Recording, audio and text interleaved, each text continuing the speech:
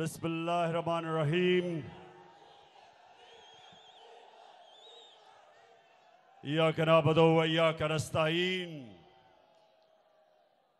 सबसे पहले शेखपुरा मैं पहले भी चंद महीने पहले इलेक्शन कैंपेन पे आपके पास आया था और मैं सबसे पहले आपका शुक्रिया अदा करता हूं कि आपने भरपूर तरीके से हमें कामयाबी दी। अब इतवार को इलेक्शन, हमारे मियां अबू बकर इंशाअल्लाह आपकी जद्दोजहद और आपकी कोशिशों से मुझे ये उम्मीद है कि फिर से इतवार को आप हमें कामयाबी देंगे।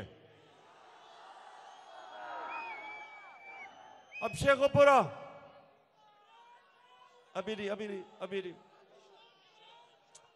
शेखपुरा डिस्ट्रिक्ट में शरकपुर अभी नहीं, यहां अभी आपने शोर नहीं करना जब तक मैं अपनी पैगाम ना दे चुकूं अपने लोगों को।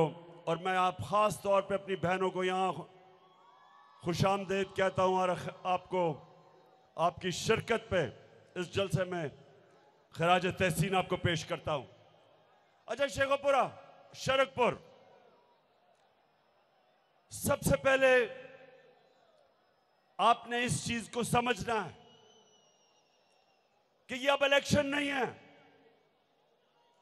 ये इलेक्शन पाकिस्तान की हकीकी आजादी की जंग का हिस्सा है। इस वक्त हमारे मुल्क